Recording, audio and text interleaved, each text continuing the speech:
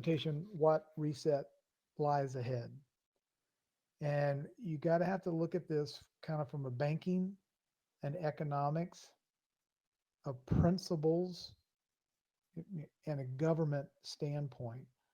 So there's government and politics, there's God principles and common law, there's basic economics, and then there's the realities of the banking world. And all of these things are colliding together at one time. So please research, verify, Google, DuckDuckGo, confirm everything that you hear out of my mouth and with this presentation on your own. My prayer is you gain a greater awareness, knowledge, perspective, understanding, and comfort with this presentation, but it's not intended to convey any kind of specific financial advice. Um, I've written and researched a lot on my personal Substack. So if anyone wants to go and kind of get inside the crazy mind of Rob Cunningham, you can go to robcunningham.substack.com and see some of my research and my writings. So here's how I broke down the presentation. I want to just give a quick overview from 2011 until 2022. We're going to look very quickly and broadly at the geopolitical landscape. Then I want to talk a little bit about how we're going from a west to east banking shift in this world, Western world to the Eastern world. The power is absolutely moved in a very clear way, in a way the media is not informing anyone. Um, and then how I see the new world being a better world. Those are the four big categories, and then we'll go to Q&A after that. Some special gratitude to a couple of three people: Andy Scheckman, Jay Martin, and Bob Moriarty. These guys have done incredible research. I've taken a lot of information from them, combined it with thousands of hours of research, and just the blessing of God's discernment, and my life experiences, and that's what's put this presentation together. So from 2011 to 2017, let's take a look, kind of big picture. We had strong stock market gains for the most part. It was a 6 year period of low inflation, low interest rates, average growth in the economy. We had the emergence of the Bitcoin era during that time period. And we had terrible gold and silver markets. They were just flat to negative. The gold miners, the gold distributors, the gold sellers, the gold price, silver, precious metals markets were just not the place to be. It was disappointing. It was frustrating. The gold bugs, all the people in the world that wanted to own God's money, God and silver, gold and silver, were just terribly underwhelmed and disappointed during that period of time. So again, 2011 to 2017, these are the Obama years, but the Federal Reserve has pretty much used 0% interest rates and almost free money to kind of keep everything at a slow trickle, low inflation, low interest rate, steady gain kind of marketplace. 2017 to 22 to 2022. Let's look at the last 6 years. What has happened since the Trump era began? Both the economy and the financial markets flourished. Great growth rates, low unemployment, business starts, every socioeconomic class was doing great. Home ownership rates were great. Inflation was low. Interest rates were low. The stock market was growing, and the economy was growing. Um, Very strong global alliances began to emerge. As you may well know, in 2017, President Trump went around the world. He went to every nation from Saudi Arabia to the Vatican to Italy to England to China to North Korea. He went all over the country, shaking hands, forming alliances. At the same time, we had record public division, political hatred. Corruption was being exposed in every possible way at a level none of us have probably ever experienced. Then we transitioned into the public private COVID warfare. We've never seen anything like this in our life. The media, the weaponization of science, the public and private sectors, the government on a global scale. We had the COVID outbreak. And then we had electioneering across international borders. No one can doubt that there was election malfeasance and cross border treasonous activity and software hacking and sabotage. So the point being, before 6 years before Trump, kind of steady Eddie, slow, no big deal, low interest rates, low inflation. We were all kind of in a lull. As soon as Trump comes in, we have growth, we have new alliances, we have division, we have discord, and we have chaos like we've never seen before. So there's a very clear line of what happened in our world before 2017 when Trump, and then after January 20th of 2017 when he took office. So to recap, before 2017, stock market strength, low inflation, low interest rates. We had the Bitcoin crypto boom. We had a horrible stagnant gold and silver market. In essence, we had central banks the world over that were net sellers, net. They were just getting rid of their gold and silver. Nobody wanted it. Moved to January of 2020. All of a sudden, like someone shot a gun, we had massive demand for physical gold and silver. We had huge US Federal Reserve and Bank of England outflows. Physical delivery of gold and silver was just by the metric tons was being called out and delivered out of the Federal Reserve and the Bank of England. In 1 year, the demand for gold and silver was greater than the prior 10 years combined. It was a 180-degree reversal in appetite around the world. And in 1 year, there was a 100% demand surge for gold and silver. The Bank of International Settlements, which is the central bank of all central banks, the top of the food chain, happened to upgrade gold from a tier 3 to a tier 1 asset. The reason that is so critically important is there was only one tier 1 asset on earth prior to them making this change, and that tier 1 asset was the US dollar. When the Bank for International Settlements changed the status, what it effectively did was it doubled the balance sheet value of every bank in the world and every treasury in the world. Because prior to them increasing gold to a tier 1 asset, it was classified as a tier 3 asset, and only 50% of the value of gold and silver on a bank's books could be used for collateral.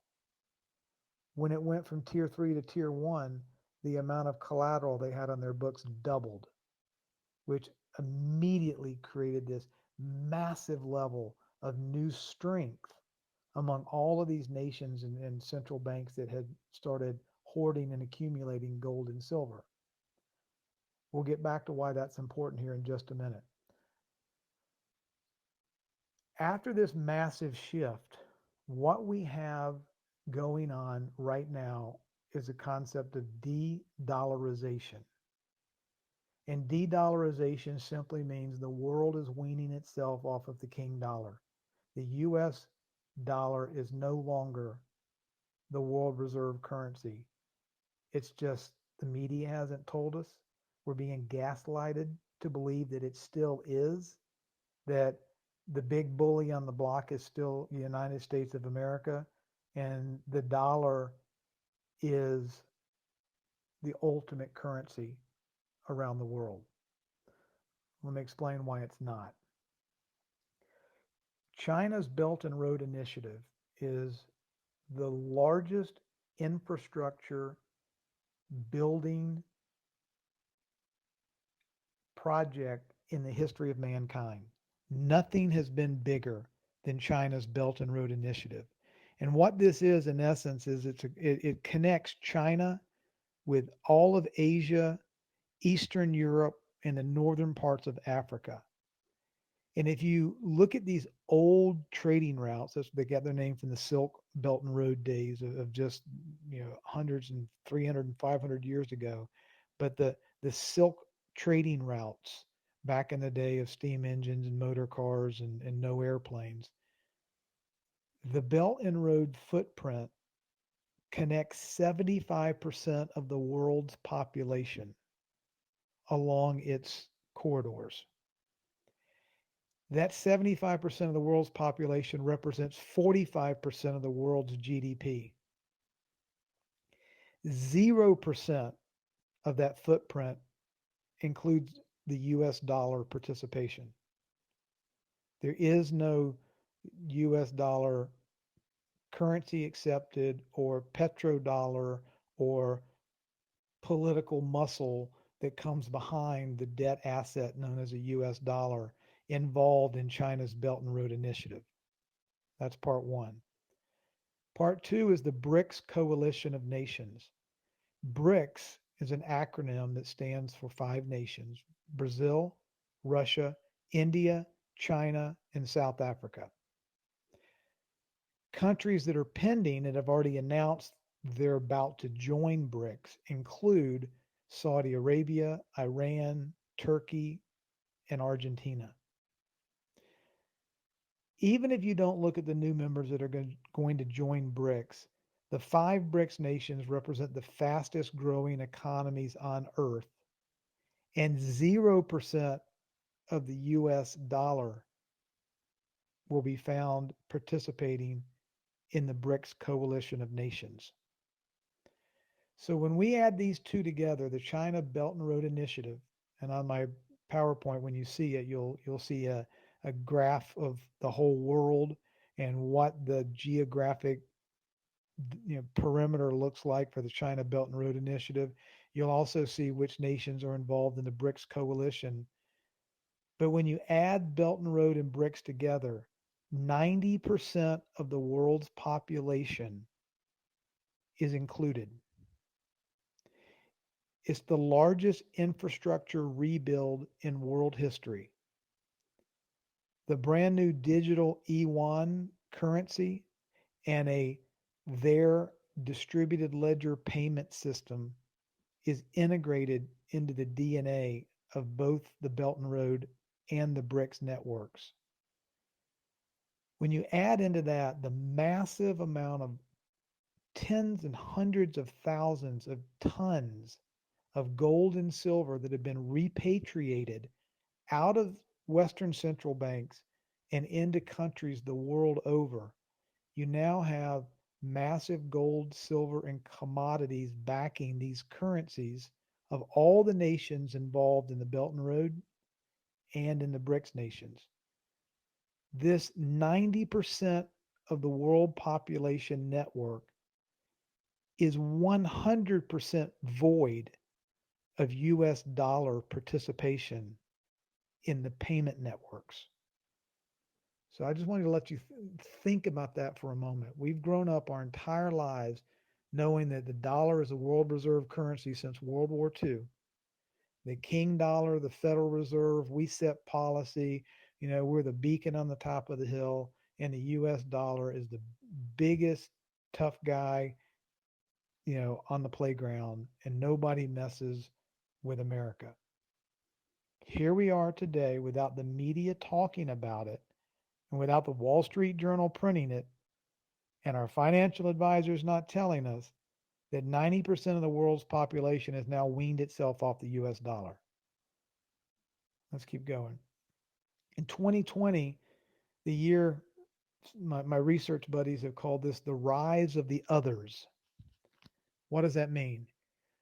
They found brand new COMEX or commodities exchange. This is the metals markets. Brand new COMEX traders appeared for the first time ever in 2020. These people were also massive buyers of physical gold and silver. They include sovereign wealth funds and private family offices. These are the most sophisticated, well funded, and well informed investors on earth. And they are buying every piece of physical gold and silver they can possibly get their hands on. Ask ourselves why here in just a moment. In 2021, the IMF is calling for a brand new monetary system. The International Monetary Fund was born in 1944 and it came out of the Bretton Woods Accord, where the US dollar was recognized as the world's reserve currency. And the International Monetary Fund consists of 200 member nations globally. On their website in 2021, the IMF has called for, the member nations have called for a brand new dollar system. Now we have to ask ourselves, from the US dollar to what? What will that new reserve currency or system or platform look like if not the US dollar? Add into that question, why such historic high demand for gold and silver? Who flipped the switch? Who turned the light on and told everybody to start buying? And what are the ramifications to the dollar, our economy, our asset prices, inflation? The whole enchilada is about to get tied together here when I connect all these dots. One last variable that's incredibly important. And for those that may not have heard some of my prior talks, money at its essence is merely a trust system. That is all it is. Money it's been copper, it's been coffee beans, it's been tea, it's been gold, it's been shackles, it's been silver, it's been whatever form it has been in the past.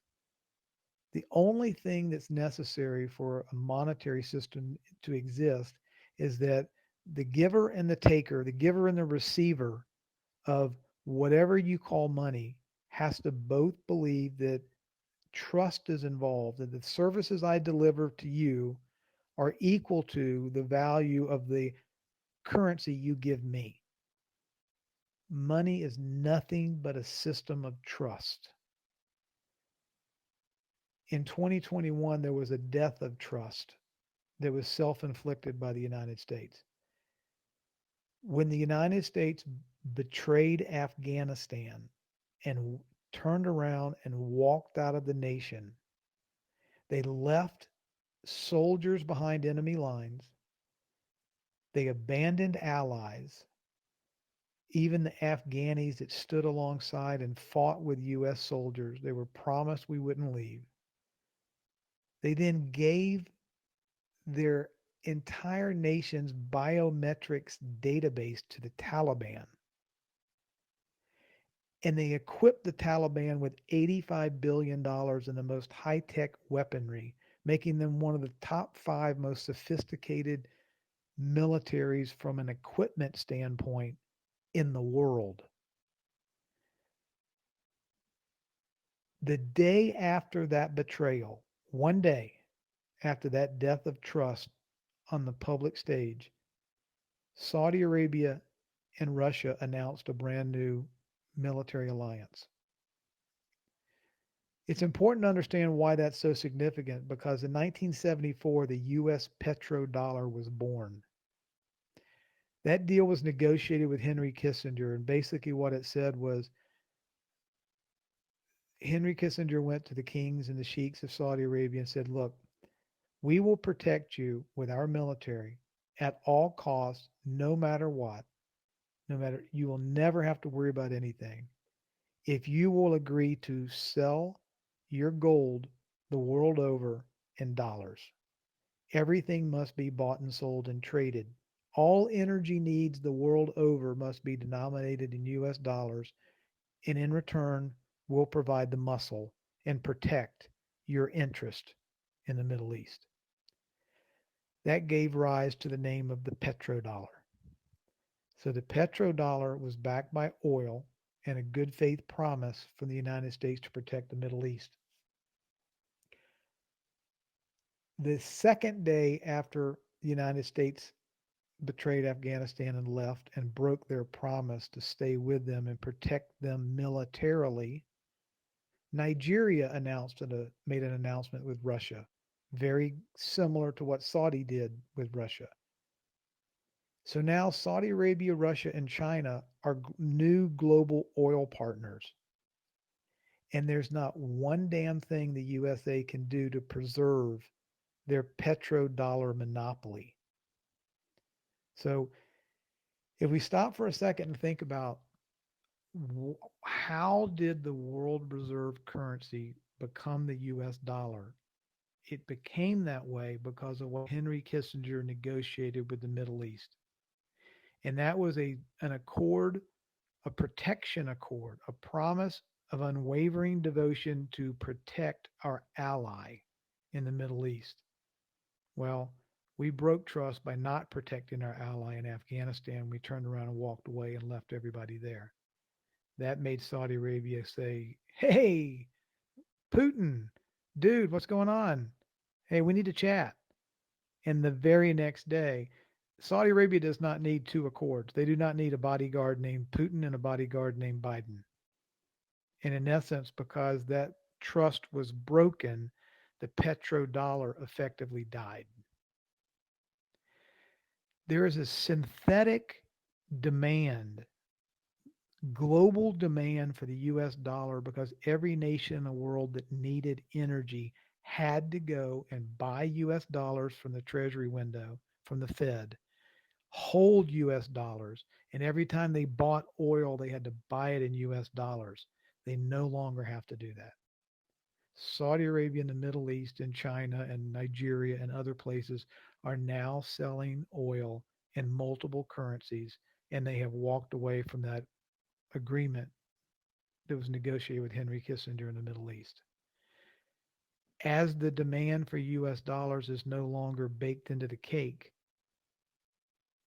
we can only begin to see what's going to happen to the US dollar. The value of the US dollar is going to drop.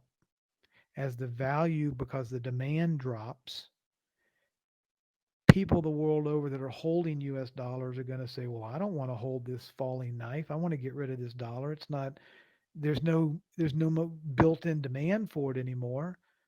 The trust behind the US dollar is broken, not just because of Afghanistan, but because we have $33 trillion in debt, because we have a clown show in Washington, D.C., who couldn't be trusted with anything, and the whole world knows it. Now the whole world has a viable option to leave the US dollar, partner with other nations that have gold and silver and commodities that can back their currencies, making the other nations' currencies probably stronger than the America's currency with $33 trillion in debt and no more petrodollar monopoly. So as people begin to dump US dollars because they don't want them anymore and the value begins to drop, all those dollars come flooding back into the United States. Well, what happens when all those dollars flood back into the United States? It's called hyperinflation. All of a sudden, we have more paper dollars coming back to the United States that other people don't want, and it's going to shoot hyperinflation through the roof. And the Fed will have only one thing to do when that happens, that's to raise interest rates. So the assets that we own will go up in price like crazy.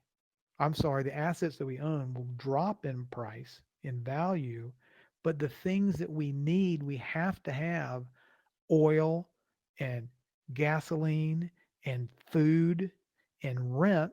The things that we have to have are going to go up in value, and the assets that we have are going to drop in value. So we're kind of in a quandary as to what's going to happen.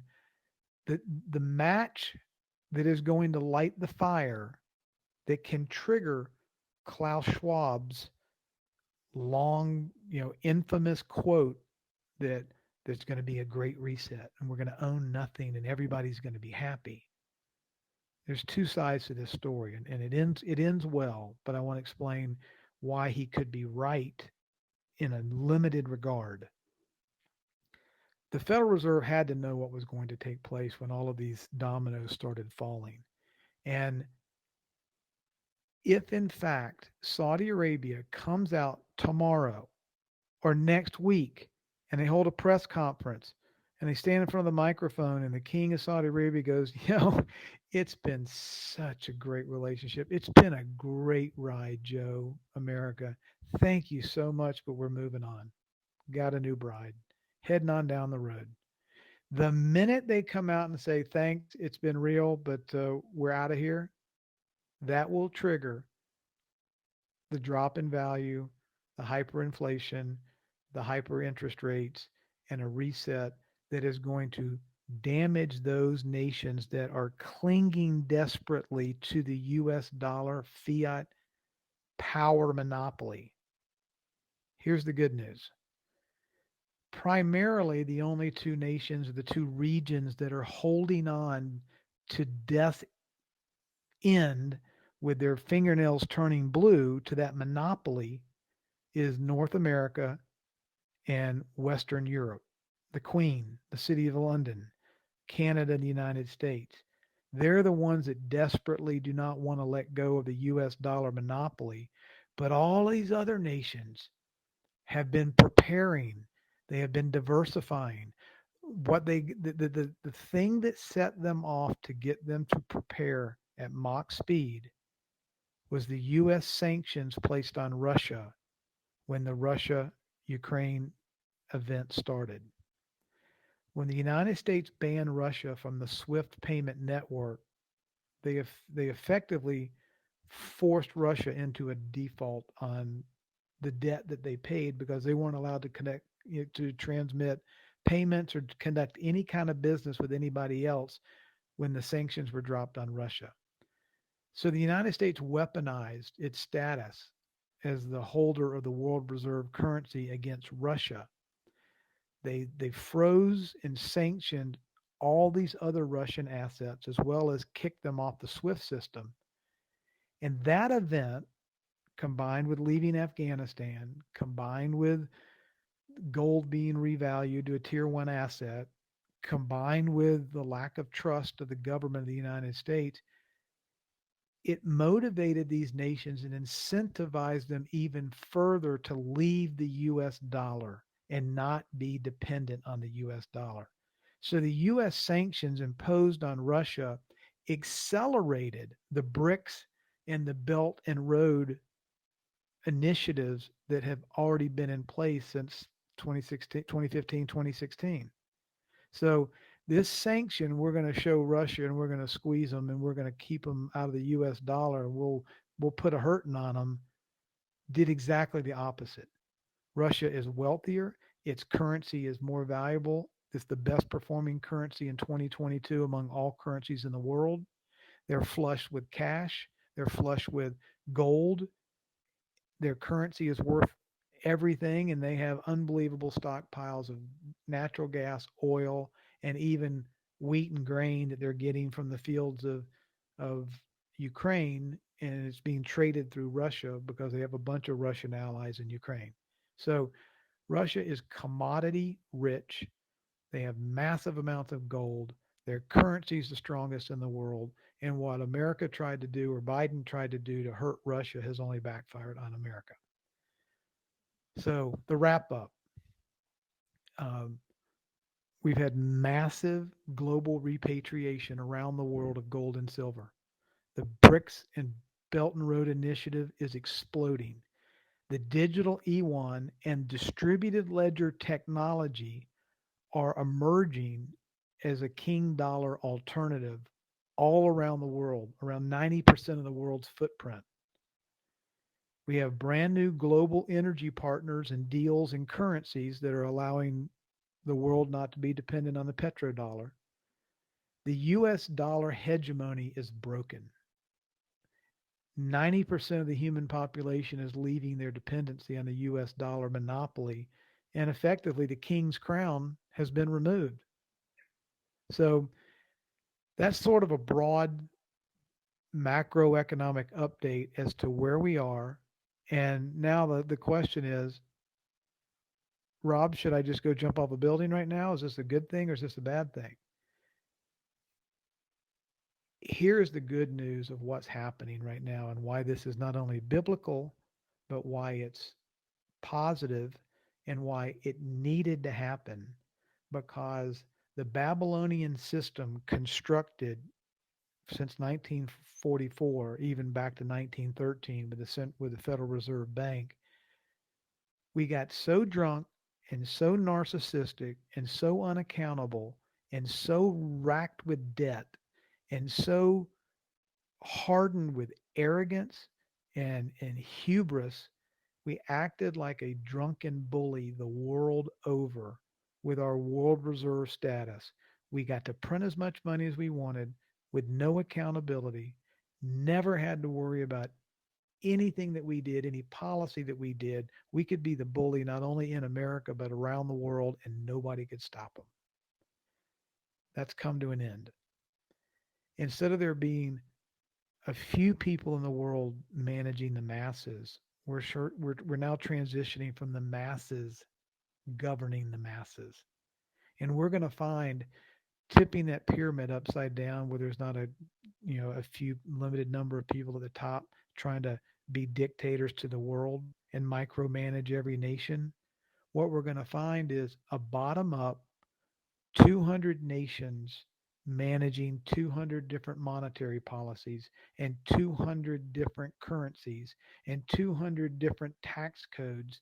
And as this saying goes, all politics is local, all monetary policies know best, all governing takes place at the city level, at the local level, at the town level, much better than it does in Washington, D.C.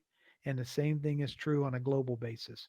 So by bringing politics home, bringing budgeting home, bringing currencies home, bringing accountability home, we're going to go from a king dollar narcissistic iron fisted, top down approach that's been engineered by a bunch of nefarious characters to a flattened world where we have bottom up currencies and bottom up governance and interoperability where nations are going to be able to compete on a level playing field. And they're all going to have assets or currencies backed by commodities like minerals or gold or silver or some rare earth commodities, some type of collateral will be backed behind nations with a transparent ledger, clear accountability, and hard collateral in some ratio connected to that nation's currency. We've gotten ourselves to a point now where you, the world has to say, do I want a gold backed Putin dollar or a Nancy Pelosi backed US dollar? Which one's got more standing? Which one is more valuable? Is any nation in the world going to trade their gold backed dollar for a fiat declared piece of paper? Once one nation goes to an asset backed currency, all nations have to, because one nation will have a competitive advantage. And if there was only one backing their currency with 100% transparency, collateralized with precious metals or oil or diamonds or palladium or whatever they collateralize it with, that's a hell of a lot more valuable than just a political promise or fiat currency that's backed by the words of politicians. No nation can allow any other nation to have that type of competitive business advantage where their currency is not seen as anywhere close to being in the same league as a currency that is actually collateralized by God's money, gold and silver. So hopefully this story that I've recounted for you has helped you begin to maybe think differently about the optics when you hear a news story or read a Wall Street Journal story or listen to people try to paint things as terrible every time something happens that takes away, America's power as the world reserve leader, chief noble banker that is there to do nothing but be the world's cop and be just the tower of virtue. Unfortunately, the American monetary system and government system must collapse for the world to heal. And it's going to collapse into a better, more accountable, smaller, collateralized, sound money system versus the Ponzi scheme system that we're operating in today. So I'll uh, I'll stop there and open it up for questions. I hope that made sense to you guys.